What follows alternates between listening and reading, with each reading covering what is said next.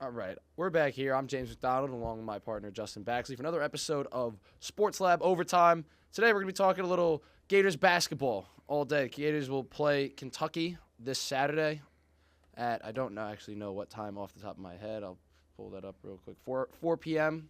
on Saturday on ESPN. Gators' final game of the regular season, closing out SEC play right before the SEC tournament. And ahead of tournament time, Justin, what are we looking for going into this game? James, it's this Florida team is starting to look like a buzzsaw. I think anything less than a win in Rupp Arena is going to feel like a disappointment to a lot of the Gator fans, right? It's one of those that it feels like a game that if you can go out there and win it, it just continues to carry the momentum.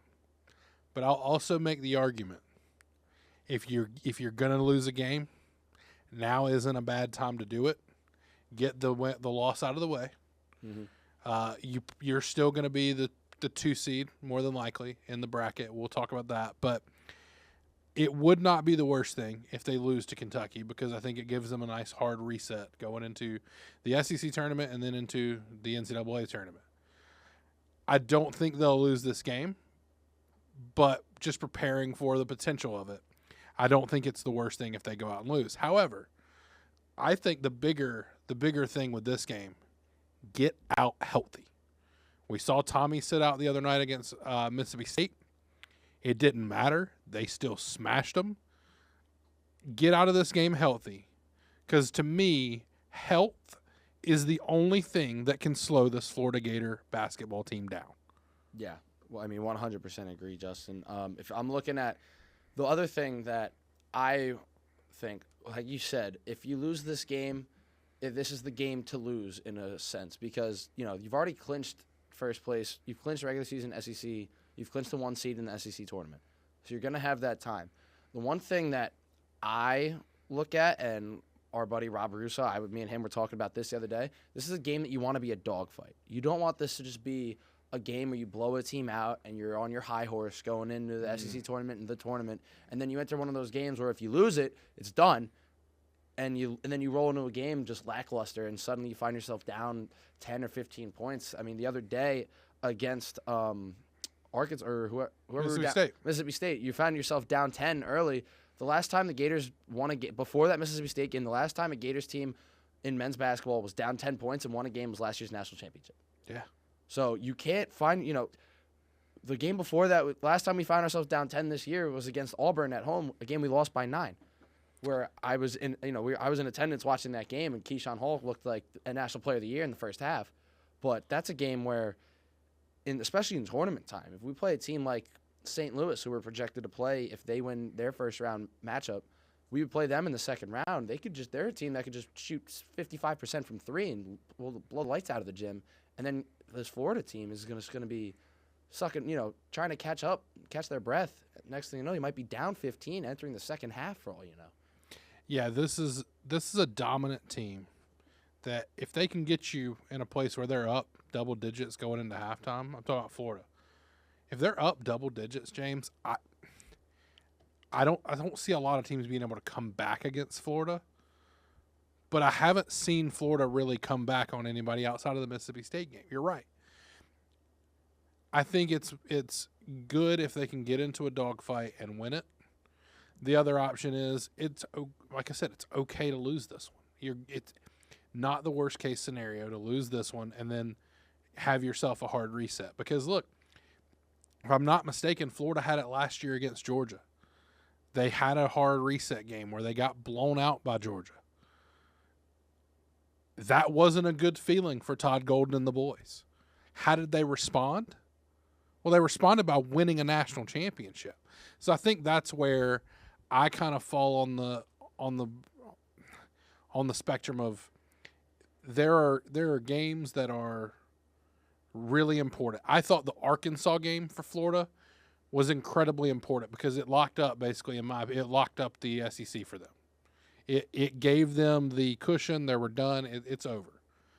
It also showed that they can overpower a top 25 team. Just absolutely overpower, destroy the Arkansas Razorbacks.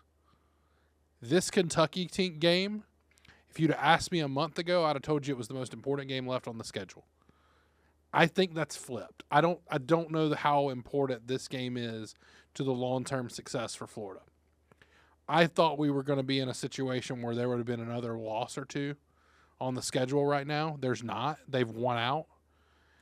It doesn't feel as must-win as it did a month ago when I thought the ceiling for this team was the Sweet 16. I did. That was a month ago.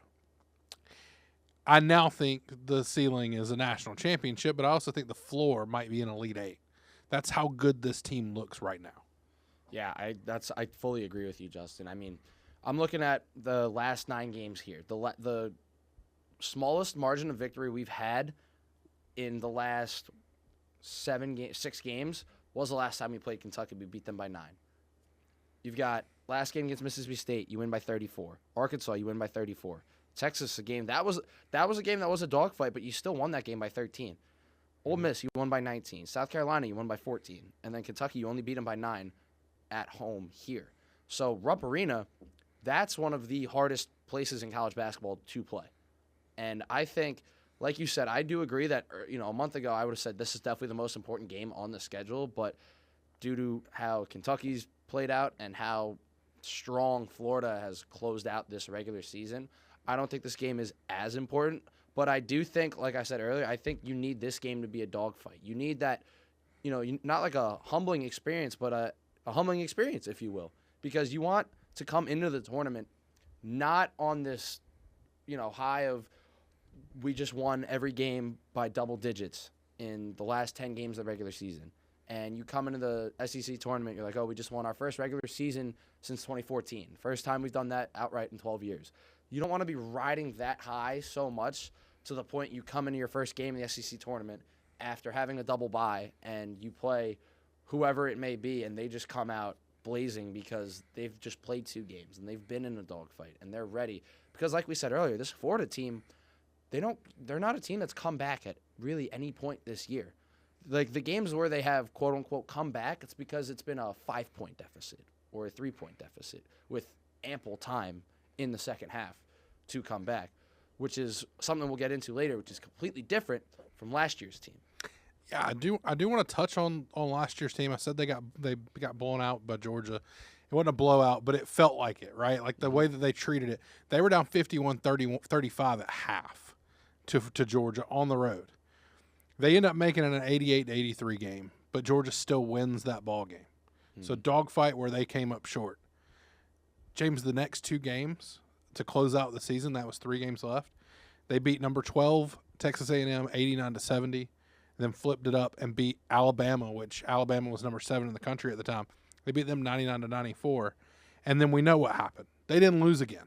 They went on a roll and closed out they closed out the SEC tournament, won the SEC tournament, and then went on a generational run in the tournament, beating some of the toughest teams in the country. And so, James, for me, it's very simple.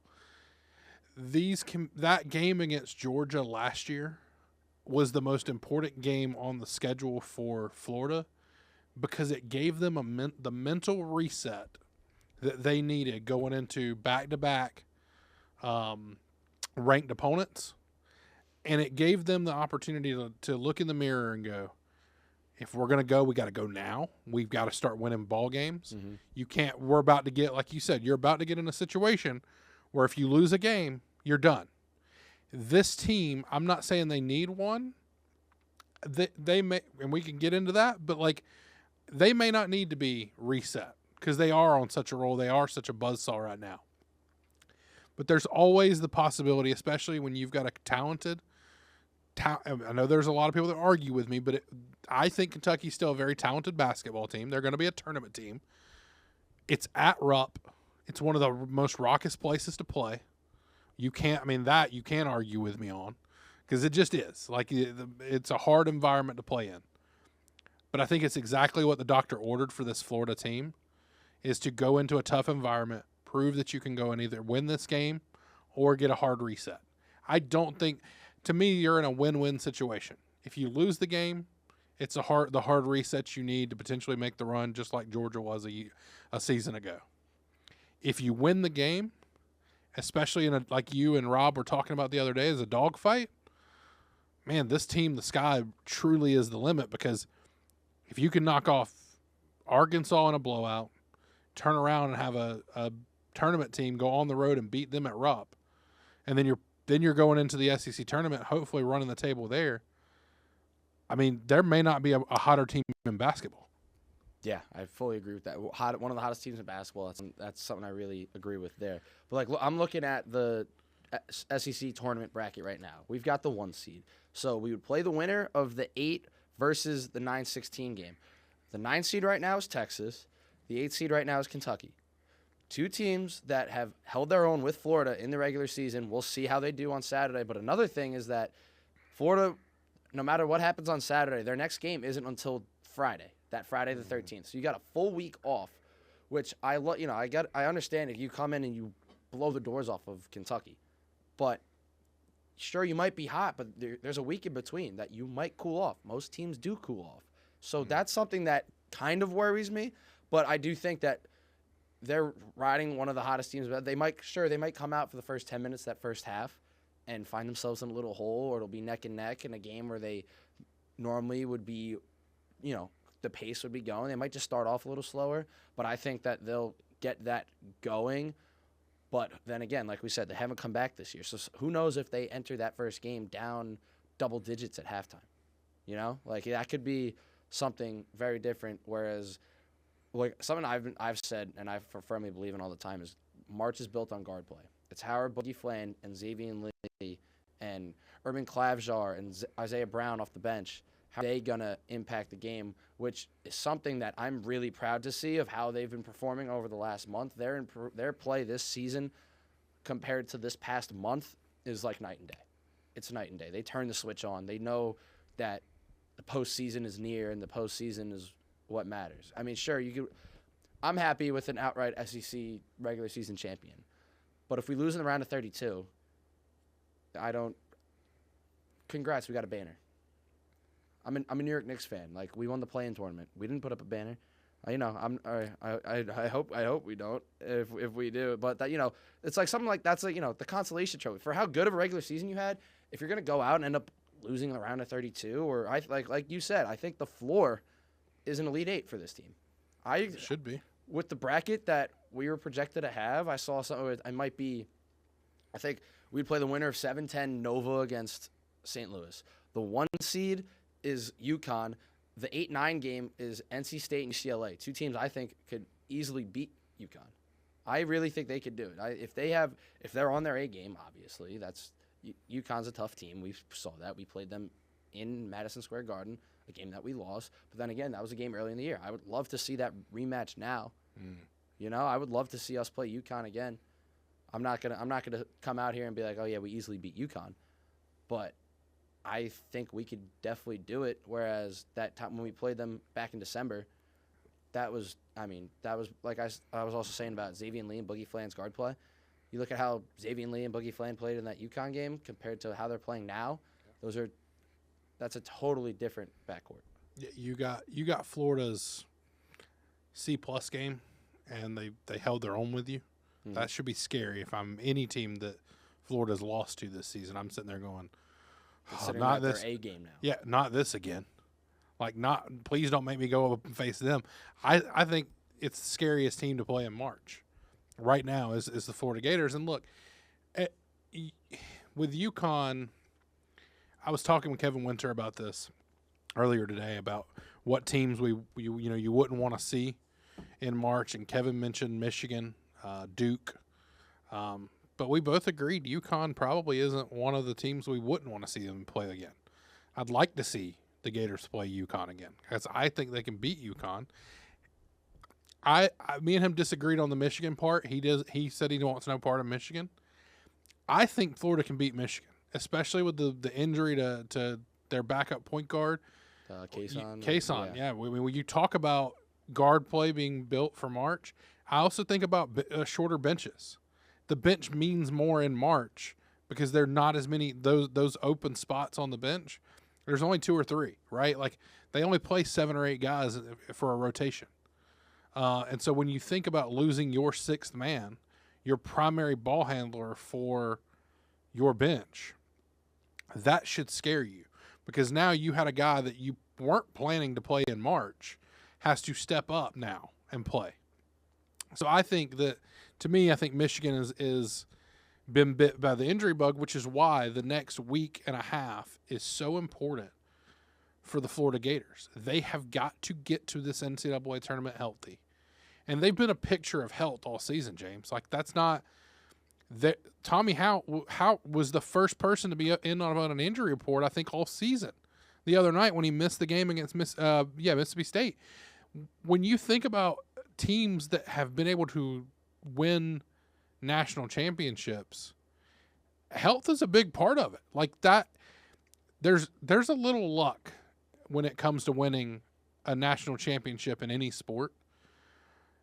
Florida had it last year on their side for sure. There we'll talk about this in a minute about margin for error. This team has been extremely lucky to not have to deal with any injuries all year. I'm not saying that they don't all have some nagging stuff going on, because at this point in the season, everybody's got a little nagging injury. Yeah. Somebody's rib hurts. Somebody's, his shoulder is a little tight. But for the most part, they've avoided all major injuries. We see that Texas Tech lost one of their stars with a torn ACL. It can happen very quickly, where you no longer have your star player. Two things that are on Florida's side is they've stayed healthy and they're deep. 1,000%. Yeah, I fully agree. I think Florida is one of the deepest teams that is going to be in the tournament. I mean, even like the other night, C.J. Ingram against Mississippi State, Tommy's out. Who, by the way, if that was the Kentucky game, or if that game like really had some meaning, he's probably playing. Probably. He was probable. He tweaked his ankle. Let him rest, because you already won. You won the SEC tournament, or won the SEC regular season. You got 2 games left. Save him for this Kentucky game, and then you got a week off anyway, like we said earlier. Mm-hmm. So you got all that time to rest up. But yeah, I think the depth, like the fact Florida could go 9 deep if they really want. They could go 9 players deep, whereas most teams in the country can go 7 or 8 max, and that 8th guy is probably stepping in because somebody's been out, so now they got to get minutes. Which now, like we said with Michigan, you got to bring in a 9th guy for your backup ball handler, which also puts more pressure on your starting ball handler to A, stay out of foul trouble, and B, be on their A game. If that guy has a down night, like imagine if Elliot Cadeau has a bad night for Michigan, and they have no backup point guard. Like who's going to run the offense? Can Lendeborg really run the whole offense as a big like power forward? Can he do that? And I'm a Michigan fan. I don't want to find out. And if you're going against Florida with Florida's front court, do you really want to find that out? Do you want him to? You want, Chinulu, Condon, Micah in the paint, Tommy on him, like the matchups that Florida. I think Florida does really match up very well with Michigan. I think they do with UConn as well. I say Duke and Arizona. I would say those are probably the 2 teams I wouldn't want to see. And we held our own with Arizona in that first game of the year. But I think Arizona held our own against Duke. Yeah, and we held our own against Duke. And Duke's the number 1 team in the country right now. We lost that game by 1 because we decided to leave the best shooter on the team wide open with 4 seconds left. But James, it's just one of those things where like you've got to look at it from this perspective of there are certain teams that nobody wants to face in the country right now. There just is. Duke is probably the main one. I mean, they are the team. In my opinion, Florida's the other one. Like if I'm UConn, I'm shaking in my boots knowing that I've got this team is going to end up with this team in my region. And then, if you're Arizona, if you're what these other teams can't do too is get caught looking ahead to Florida. You can't get caught in the Sweet 16 or the Elite 8 looking ahead to Florida thinking, oh, we can beat so-and-so. We can beat, a really good Illinois team. Yeah. Or we can beat Purdue. We can't beat Florida. Well, that's going to be a tough matchup.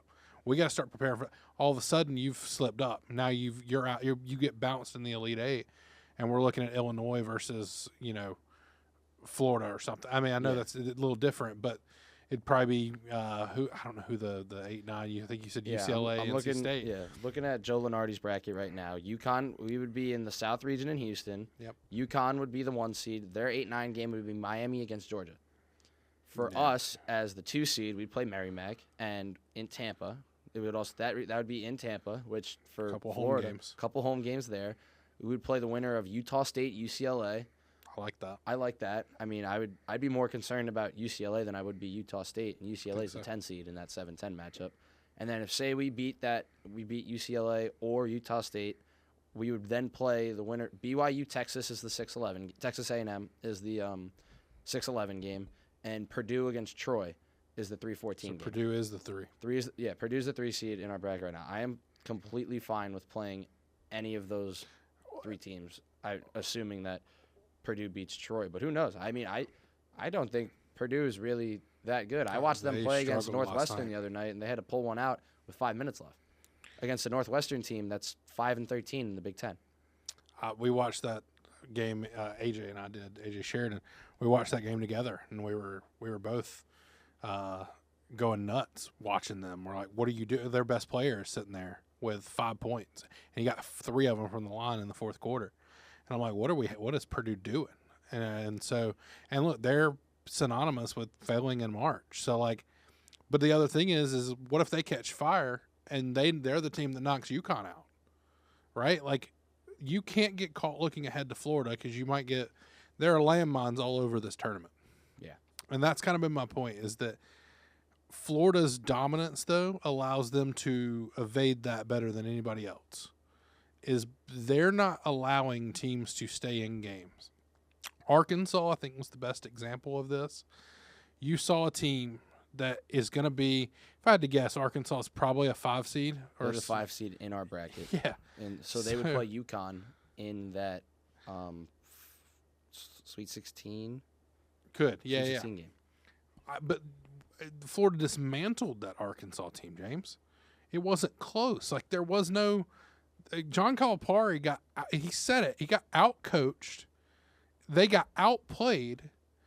And they got absolutely obliterated by this Florida team. And they're supposed to be a 5 seed. I mean, and that's not a bad seeded team. We've seen 5 seeds make deep runs. That's not unprecedented. And before that game, they were being talked about as, they might move up to the 4 line. If they can just compete with Florida and win out, they're in line. They could end up being a 4 seed. You're talking one of the top 16 teams in the country, right? Mm-hmm. Yeah, I think they're top 25 for sure. But like, you're now talking about it. If they could have gotten to that 4 line, which they're not, but like they weren't far off from that. So, and Florida beats them by 30 or more. I think it was I mean, they last 2 games both by 34. Yeah, they just absolutely destroyed a really good Arkansas team. And to me, that's the biggest indicator of what can happen in March for this Gator team. Obviously, you'd love to see them finish strong against Kentucky. And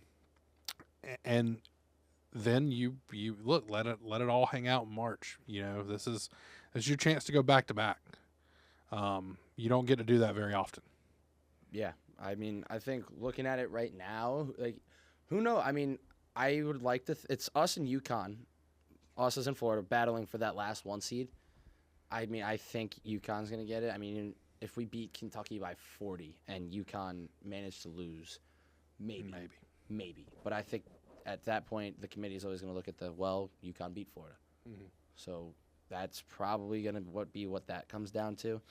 But we're going to take a break real quick. On the other side, we're going to do a little comparison to this year's team to last year's team and other past Florida teams. Is this Florida team the best Florida men's basketball team of all time? Here on WRUF 98.1 FM, 850 AM, 103.7 HD2, weekdays noon to 6, live and local programming. Watch, listen, subscribe to our YouTube channel. You'll be seeing this right here. WRUF, home of the Gators, where you're seeing us right now. WRUF, your home for Gator sports.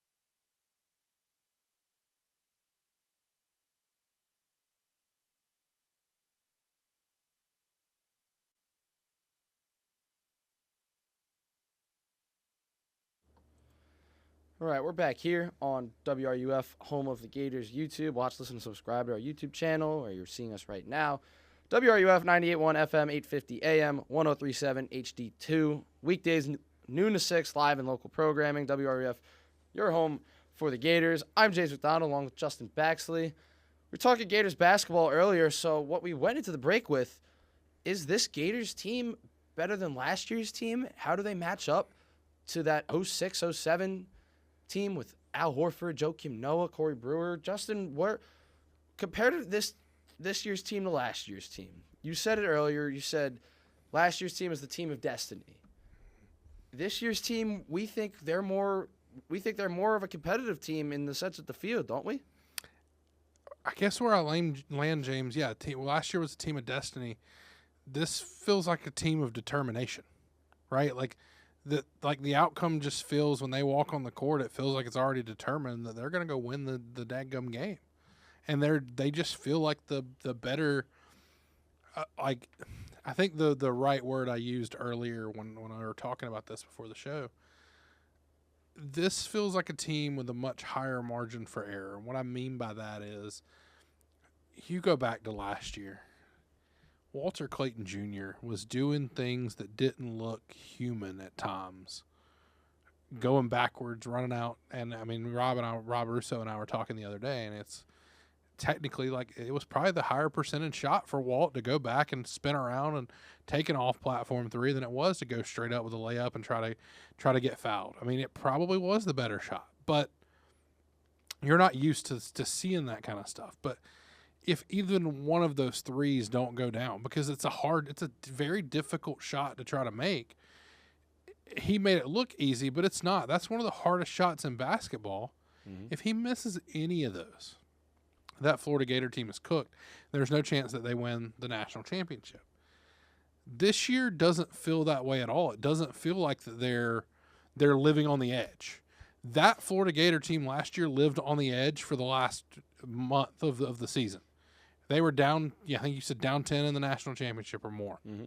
They were down 10 or more, I think, against Auburn and Texas Tech. They were down enough that I thought they were going to lose, or at least I remember texting my buddy who's a massive Gator fan during every tournament game last year, and I said, "How we feeling?" He said, "Not good, buddy. I think this might be the one." And then Walt would do something crazy and they'd win the game. And so, you start looking at it, and it's I'm not saying I don't want to go as far as to say it's a better team. It's just a different team, and they're winning in a different way. I do think that if you ask me, like, which versions of these players I would want on my team, I think I'd take this year. Obviously, this year's Tommy Houck, this year's Ruben Chinyelu, this year's Alex Condon. I think that, like, they've improved a lot. Urban, like, there's been a lot of improvement on this team. Guard plays big. Xavier Lee and Boogie Fland are not Walter Clayton Jr. They're not Elijah Martin. They're not Will Richard. They're just not. And that's okay, because the front court has taken leaps and bounds to get better. They've made up some of that margin that when you lose 3 NBA caliber players, you've got to make that up somewhere, and they've made it up in the front court. I always said from the beginning of the season, if they could just get average play from Boogie and Xavier, this could be a good to great team. This now feels like, because they're getting above average play from Xavier and Boogie, this feels like a great team that is borderlining on a team that can go win a national championship. Look, the results aren't written yet. We don't know. We don't know if Florida's going to go win another national championship. They may run into a buzzsaw. They may run into Duke. They may run into just a bad matchup on a bad day. You can have a bad day in college basketball. James, I just think that this team feels more complete than the one did last year. They're not living on the edge, hoping that Walter Clayton or Elijah Martin or Will Richard pulls something out of nowhere to go win them a basketball game. It feels more dominant this year. Yeah, I fully agree. I'm thinking back to that Arkansas game for this team. I think that was easily the best game this team has played all year. Yeah. And if you go into the box score of that game, Alex Condon, 17 points, 6 rebounds, 2 assists on 50% shooting. Tommy Houck, 22 points, 5 rebounds, 2 assists, 7 for 12 from the field. Ruben Chinilu, 12 points, 16 boards, 2 blocks. Boogie Flan, 14 points on only 5 attempted field goals with 4 assists, no turnovers. What's the steal count on that for him? And he actually had no steals in that game. That's crazy. For a guy who's averaging 2 steals a game. Yeah. So him, I think the biggest thing, like in the sense of difference between one of the differences between this year's team and last year's team, is how much better of an on-ball defender Boogie Fland is than Walter Clayton Jr. Mm-hmm. Which that is something that's going to play a massive factor in the tournament because, like we said earlier, March is built on guard play. So if Boogie Fland is going to go out there and just be a pest, and he was guarding Darius Acuff in that game, and Acuff had 17 points, but he went 6 for 19 from the field and had 3 turnovers. And most of those points came in the second half when Florida was up by 25, and Boogie Fland's not in the game anymore guarding him. Mm-hmm. You know? So if he's going to be that good of an all-ball defender in the tournament, in the SEC tournament and the NCAA tournament, I think this Florida team's really got a big chance to go very far. Like we said earlier, we think the floor for this team now is probably the Elite Eight. We'll say that. You hope it is, yeah. The floor for this team at the end of January, after that Auburn loss, is probably the round of 32. Yeah. You know, it was very likely that this team could end up losing in the round of 32. But then comparing it to last year's team, you said earlier, if Walter Clayton misses any of those threes, if he misses one of those threes in the UConn game, in the round of 32, in the second round, we probably end up losing that game. Even against Maryland, a team we played in the Sweet 16 that I feel like most people forget about, that was a game that they were losing as well. I mean, they pulled it, you know, maybe if he misses one of them, they might still win that game, but you needed a lot of things to go right in that game, let alone Texas Tech was probably the best comeback of all of those games. And I say that considering they were down 10 in the national championship against a very good Houston team. Well, they were down against Auburn. They're down against Auburn. But I looking at all those comebacks, all those late comebacks that Florida had last year, that was what made that team special. That's why they were the team of destiny. This year's Florida team, you know, they've been blowing the brakes off of everybody in the last month. So if they're going to be playing like that, that's why I think they are kind of better than last year's team. If you compare stats, this Florida team this year has 6 guys averaging double digits. Last year's team had 4. Tommy averaged 9.8. And that was last year's Tommy Houck compared to this year. Walter Clayton was the leading scorer last year. Tommy's leading scorer this year. That's one of the other biggest things is that your leading scorers last year's team were Walter Clayton Jr., Elijah Martin, Will Richard. Those 3 guys in your backcourt. Your leading scorers this year, Tommy Houck, Alex Condon, Xavier Lee, Boogie Fland, and Ruben are all averaging 11. Tommy and Alex Condon are combining to average 32. So the difference, front court versus back court, for this year's team and last year's team is the biggest thing, I think. But like I also said about Boogie, that on-ball defense, Xavier Lee's not a terrible on-ball defender either. So if the two of them, and then you bring in Urban and Isaiah Brown off the bench, the leap that both of them have made from last year, I mean, Isaiah Brown didn't see barely any minutes last year. Urban got a little. But the leap that they've made, Urban's really becoming a 3-and-D player. Suddenly, I mean, you know, I remember beginning of this year. More of just a 3 player, but yeah. Yeah, but I mean, the defense, though, beginning of this year, I was like, Urban's in there to shoot threes from the corner, and that's about it because he could not handle the ball, and he was a liability on defense. 2 things that have, I think, significantly improved. They're not, you know, he's not now a point guard, the guy you're going to bring in to bring up the ball and guard Darius Acuff or Silas Demery or Solo Ball from UConn or, like, you know, Elliot Cadeau from Michigan. You're not going to put him on one of them. But he's gotten to the point where they're not Urban Clavjar switches on to anybody and they go, you know, clear out, let's go attack him. He's not that much of a weak link on the defensive side of the ball. But I think the depth of this team compared to last year's team, both teams were deep, but I think it's just different in the sense of the depth. If you're looking at last year's team, your sixth man was Denzel Aberdeen, who's now at Kentucky. He's gone. He was averaging seven points a game, about a rebound and an assist and a half, shooting 40% from the field, 35% from three. You look at this year's sixth man, it's Urban Klabzar. He's averaging 20 minutes a game. He's averaging 10 points a game, a rebound and a half, about an assist and a half, shooting 44% from the field, but shooting 40% from three, as well as 90% from the line. The difference there, I mean, Aberdeen was a ball handler. Urban's like that big guard, wing, 3-and-D defender. That's like the role that you kind of use him in. I'm not saying that it's exactly what it is, but that's the role that I think Todd Golden is putting him in, and that's the role that he wants him to be in. But I think, like, statistically, I don't know what it is now, but I remember a couple months ago, the lineup of Tommy Houck, Alex Condon, Boogie Fland, Urban Klabzar, Ruben Chinyelu was like the third most efficient or second most efficient five in all of college basketball. It's probably still around there, right? Like Here's what I'll say. It feels destiny versus, I said determination, domination is probably the better word.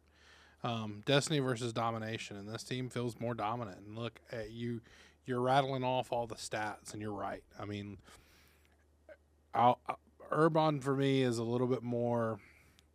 He's still a liability to some degree on defense, but he tries so hard. Mm-hmm. It's not for lack of effort. It's like a lot of people you hear they're bad defenders, and you think automatically they're not trying. For him, it doesn't feel like it's a lack of effort. He's trying. He's still the weak link in terms of defense, but he gives you so much on the offensive end that it cancels it out, or better, right? Like, because he still plays well enough on defense that it's not to the point you have to sit him, right? And then Tommy has turned into a guy that can handle the ball well. You've got Boogie and Xavier, who are good ball handlers. I love Xavier Lee's intangibles. There was a play the other night against Mississippi State where he crosses it between his legs, goes around, runs underneath the basket, runs all the way back out, and takes just a little midi, and he shoots it and it goes in. First of all, running around in a circle on a basketball court will never not be funny to watch. Yeah. But it looked so like you could tell he was processing it in his head, that he had to do this thing to here, to back, and up. And he did it so quickly. And the defense is just sitting there going, where did he go? What happened? Yeah. And his intangibles are really good, and you're starting to see that come through. That duo, Xavier Lee and Boogie Fland, got so much, I'll call it what it is, disrespect through the first half of this. Hate, yeah. A lot of people very angry at them for the first half of the season. Yeah. They were, but truthfully, they were bad. I mean, they played poorly. But it's poorly by a set of standards too, right? Like, you're asking these two guys to come in and fulfill what is arguably the best backcourt in Florida Gator history. Like, you're asking them to come behind a legend. He is a legend, a Florida Gator legend, in Walter Clayton Jr., Will Richard, and Elijah Martin. You're asking them to come in and fill those shoes. They could not do that right away. Boogie was coming off of an injury from last season with the hand. He's got to get back in the rhythm of things. Say what you want about it. I do think it was a rhythm thing. It's just getting more reps under his belt, playing better. Xavier had to adjust. I mean, look, he talked about it. This is not the Patriot League or the Ivy League. But he talked about it. He's like, I'm getting better looks in the SEC. I'm getting better looks in these games. They're just not going down. So I think it was there was a mental block or something that he was struggling through. But at some point, they both flipped the switch. And I'll say this, Boogie Fland's defense is so good that you can live with him having an off night offensively. You just can't. Because he shuts down. I won't say he completely shuts them down. But Acuff, like 2 games before that, dropped 48 against Alabama. Now, look, Alabama doesn't know what defense is. But let's pretend they do. 48 points is a lot of points to give up. He's averaging a point a minute. Point a minute, right? And like because it went into overtime. I think he played every minute of the Yeah. game. So like it was unreal to think about. Like he is so good, but then Boogie Flan can more or less neutralize him, or at least bring him down to a level that you're forcing everybody else on a team to beat you. Not everybody has a third option as good as Florida does. Florida's number one option is Tommy. Then number two is probably Condon, right? I mean, you've got the numbers. Yeah. Number two scorer is Condon, and three is Xavier Lee. There's very few teams in the country where your third and fourth option are as good as Boogie Flan and Xavier Lee. Yeah. And Ruben Chinyalu is down low, can be very dominant on any given night. Yeah. So I just think that when you really pull the lens out, and I know there's a lot of recency bias, but there's a lot of stats that back up what I'm saying is that this team is as good or better than last year's team. Like there are far superior basketball minds out there that will tell you that there are similarities, but there's also a lot more when it comes to just the domination factor of this team. This team isn't living on a prayer. They're not threading a thin line to win games. They're coming into your building, or they're defending their home court, and they're running you off the court. Now, they just have to go make that translate in the tournament. That has to happen in the tournament, but we got to get there. And I think we're at a point, James. It will be a disappointment if this team doesn't at least make the Elite Eight. I think there will be a lot of people around here disappointed if they don't win a national championship, because that's how good this team is. Yeah. It'll feel like a missed opportunity, even though last year probably felt like kind of the opposite of that. Like, because it was such a magical run, Yeah. that it was like, oh man, it's sort of like the Braves. I'm a Braves guy. I know you're a Yankees guy, but I'm a Braves guy, and it felt a lot like the 2021 Braves World Series, where as Brave fans, Ronnie Acuna's down. We're going into that playoff run thinking, let's just have fun. They end up winning a World Series, and you're like, Soler comes out of nowhere. Yeah. Jorge Soler, but also like Jock Peterson. Like they had three different heroes that like came out of nowhere. Eddie Rosario in I think it was the divisional round. They had all these crazy things happen for them to go out and win, beat the Dodgers, and then they go out and beat the Astros. But there was no expectation of winning a national or winning a World Series that year. The following year, you come back and you've got Ronnie Acuna, and you're adding him to a team that had just won a World Series, and you're like, they're going to do it again, and they didn't, because you can't. It's hard. It's hard to sustain success. So this year feels very similar in that last year you got a national championship that you almost feel like you stole to some degree. Yeah. And this year, the power of Walter Clayton Jr. Yeah, he went and stole it for you. This year is going to feel like a missed opportunity if you don't go out, because you feel like you're such a dominant team. Yeah, I mean, I fully agree. There's another thing that I want, like, looking at it here. This year's team probably will have, call it maybe 6 NBA players. I mean, you got Tommy's probably going to be a lottery pick. Condon will most likely get drafted. Condon and Ruben, I think Ruben's definitely going to be, it might be a lottery pick at this point for how much he's improved. I'm not ruling them coming back, by the way. Well, that's another thing. But I think when they decide to get drafted, I think Condon could probably be a first-round pick. Tommy and Ruben will probably be lottery picks. Xavier Lee and Boogie, they could get drafted. Who knows about these young guys like C.J. Ingram and Isaiah Brown might suddenly come out of nowhere. You look at last year's team, Walter Clayton Jr., Elijah Martin, Will Richard, all in the NBA right now. All got drafted. You look back at 06, 07. I think there were 6 guys. You had Al Horford, Joakim Noah, Corey Brewer, Mo Spates. There's like Chris Richard or somebody. Yeah, Chris Richard, and there's someone else. One other guy. Yeah. So those 2 national championship teams, they had 6 guys. Obviously now we know that how like Al Horford's still currently in the NBA. Joakim Noah had that stretch of 5 or 6 years where he was the best defender in the NBA. One year he finished in like top 5 in the MVP voting. I was thinking, Corey Brewer was a great role player his whole career. He put up 50 points in a game. Mo Spates I think he was an NBA champion with the Warriors. I want to say he won a ring there. And he had a very good career as well.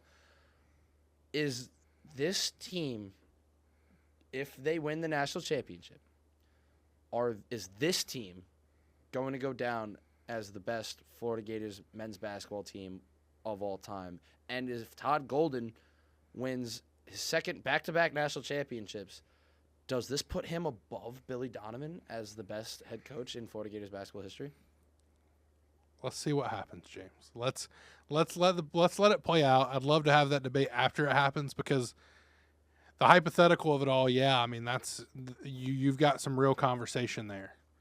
But I'd like to see them do it, because yeah, I think if they win another natty, and depending on how they do it, if it's very dominant the way we think it could be, yeah, I don't see why you couldn't start making the argument that they're as good as those teams back then. It's just going to be done in such a different way than last year, I think, which is why it has an opportunity to be that. Like, again, last year's such a team of destiny. This year is not, and because of that, you have the ability for this team to feel more like, oh, this was a buzzsaw. This was the best team we fielded, on both sides of the ball in 15, 20 years. Like, that's how good this team can be. And then on the Todd Golden debate, fastest to 100 wins already. Like, you already eclipsed that for what Billy did. I think he got it in about a half a season faster, maybe a little more. Out there. Todd's a great basketball coach. I don't want to anoint him yet because Billy had the long-term success. Yeah. But I was looking it up yesterday, and if you take the 4 best years of the Mike White era, and you isolate them, the 4 best years, Todd Golden already has the same amount of tournament wins that Mike White had in his 4 best years here. He also had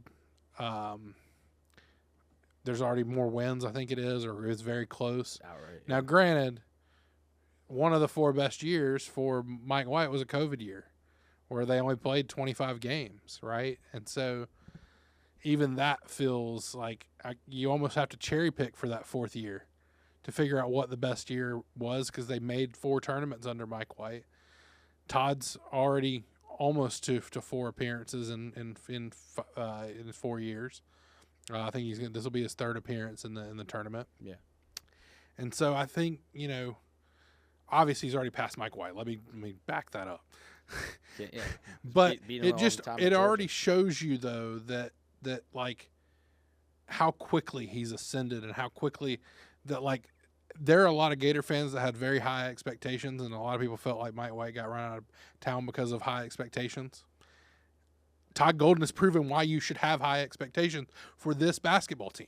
Mm-hmm. He's proven why this team can go out and win national championships with the right coach and right roster, and he's using the transfer portal to do it. That's the other thing, right? Like, he's poaching guys like Will Richard out of, was it Belmont? Elijah Martin out of FAU, and then you've got from Iona. Yeah, and then you've got this group. He goes and gets Xavier Lee from Princeton. He was the Horizon League player or Ivy League player of the year. And then Boogie Rubin, Arkansas. Yeah. I mean, so he's using the portal. This feels like a modern coach that can. The sky's the limit for Todd Golden. Here's where I'll pump the brakes on whether we should say he's going to be better than Billy Donovan. How long is he going to stay? Is the NBA going to start calling? So let's see if he nods him up in national championships quickly, and comes back next year and does something similar, especially if he gets Rubin and Kondo back.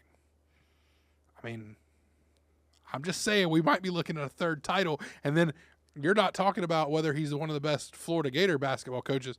We may be talking about if he's one of the best coaches in all of basketball history, not just recent history either. Yeah, I fully agree. That's a conversation we'd love to have another day. Well, that's going to do it here for us on this episode of Sports Lab Overtime. I'm James McDonald. That was Justin Baxley. WRUF 98.1 FM, 850 AM, 103.7 HD2. Weekdays noon to 6, live and local programming. Watch, listen, subscribe to our YouTube channel, WRUF, Home of the Gators, where you're seeing us right now.